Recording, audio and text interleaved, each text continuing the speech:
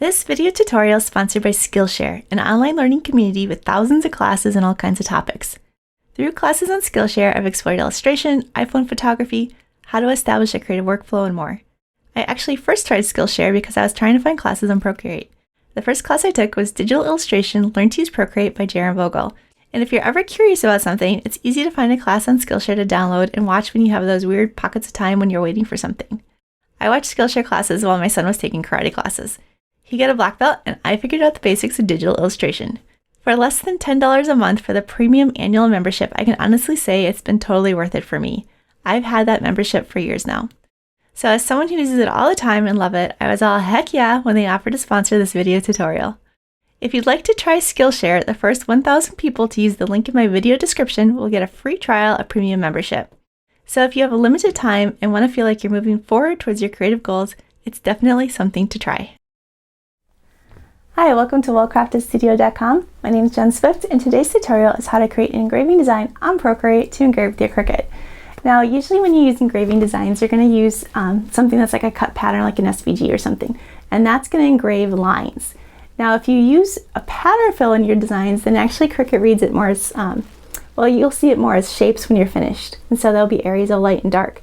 And so that's what pattern fill does, and that's one of the things that makes some people's designs a lot easier to see than other people's designs. And so if you've had problems with that, this is going to fix that.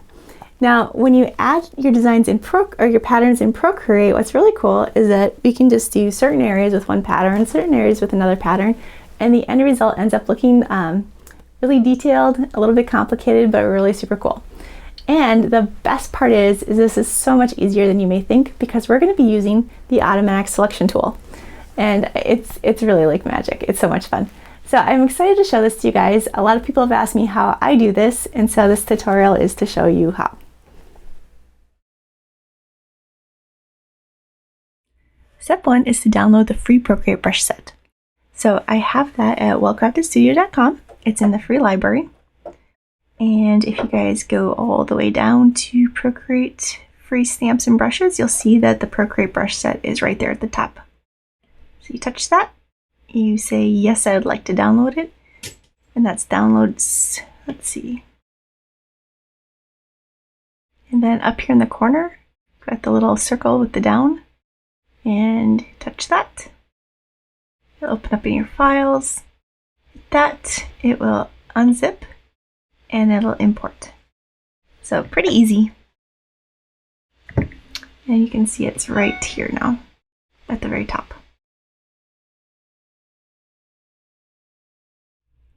Step 2 is to add a shape to the canvas. So if you want, again, over my Well-Crafted Studio library, have a 80s stamp set, and that's what I'm going to be using as my example today. So you guys can download that and follow along, or use your own shape. I'm using the magical unicorn. And I'm just going to tap it, and there I've got my shape.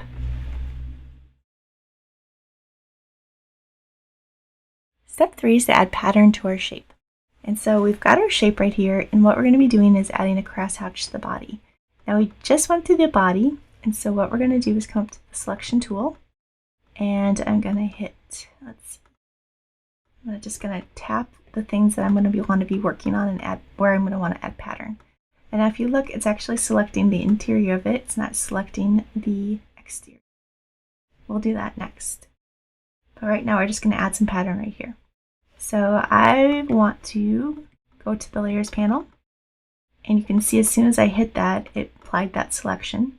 So I'm going to do a plus and add a second layer to work on. So we have our shape layer, and now we'll have a pattern layer. And in the engraving brush set, I think I'll use the crosshatch. And there you can see.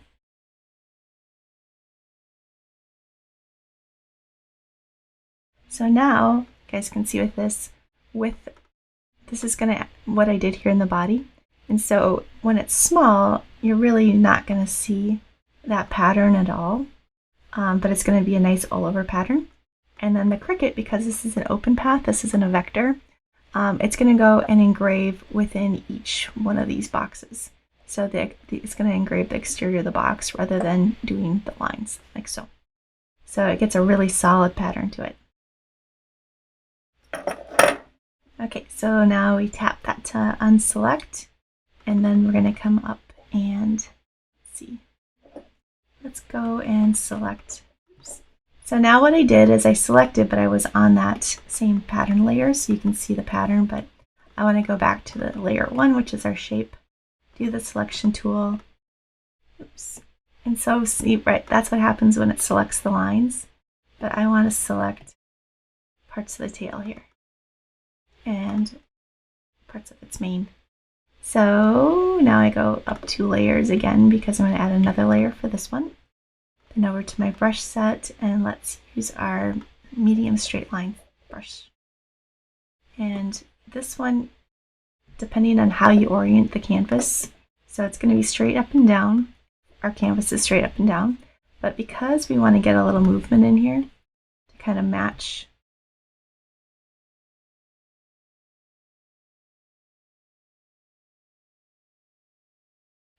the movement in our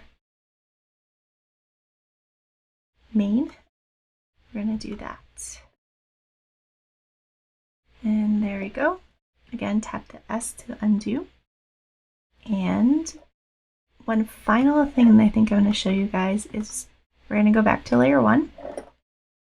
And this time we're going to the outline. So that's the actual lines. And back up to the layers again. And now what you're going to see if I unclick layer 1, so it's still selected.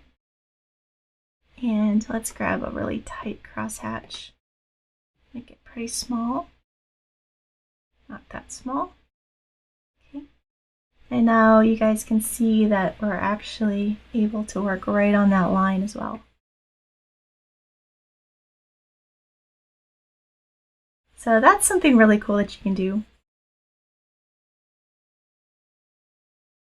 And all of this is going to give us some really nice dimension in our piece. It's going to be fairly subtle because we're working kind of small for the finished craft. Again, we're going to be making these key fobs, and I'll have another video that shows you how to do that. But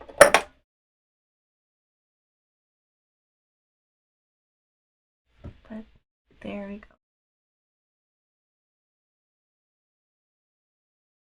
Select to tap the S, and we've got it. Moving on to step 4. Okay, in step 4, we're going to use our eraser. And so what I'm going to do is, let's get back to the layers and tap layer 1 so we can see that a little outline again. And then we're going to go to our eraser. And actually what we want to be erasing right now is some of this pattern here, just to kind of help us outline those lines areas a little bit. So just eliminate some of the pattern, because again, what happens is everywhere that we have the pattern fill ends up being light, and everything that doesn't have the pattern fill is dark. And so basically we're just adding some darkness here so that we're going to be able to see these lines a little bit better.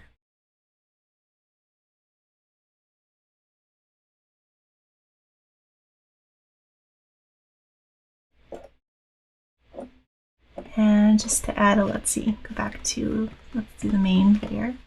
Let's add a little bit, or take away some of this so that we can add some darkness to this as well. And that'll help us get a little bit more dimension in our piece. Okay, and there you go. Okay, before we move on to step 5, I just wanted to show you guys really quickly here how we can also do this with text. So I'm going to go up to my brush set, and I have my outline brush, and let's grab a new layer, and I can go ahead and just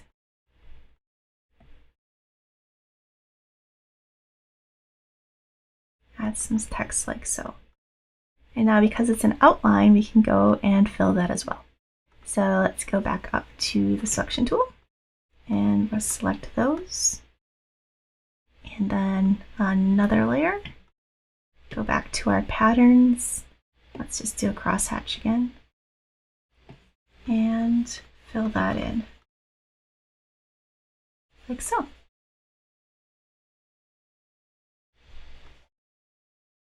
Now you guys can do that same premise if you wanted to add some hearts, some stars. You can see I did that here as well. But otherwise, we're going to move on to step 5. Okay, step 5 is the last step, and it's an easy one. And what we're going to do is export the design so that we can go ahead then and upload it into Cricut Design Space later. So I'm going to go back up to my layers panel, and we want it to have a transparent background. And the way to do that in Procreate is so easy. You just go and you go to background color, which is the very bottom layer, unclick it, and now we have a transparent background. And again, transparent is usually the little check lines. And so now we're going to go to the wrench tool and under share image, and we're going to hit that PNG. It's exporting it, and I'm going to have it save under save image so it goes right into my camera roll.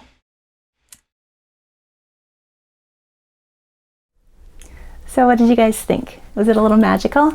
The results really are. So I hope you'll run over to wellcraftedstudio.com and pick up that free engraving brush set that I have for you. And then pick up that 80s stamp set as well, because in one of the upcoming videos, we're going to be making these engraved key fobs. And so I don't know if you guys can see that. It uses the design that we used today. So I'm excited for you guys to see that. It's coming up soon. So be sure you hit subscribe and that bell. And in the meantime, you can enjoy some of my other Procreate tutorials. Thanks for watching.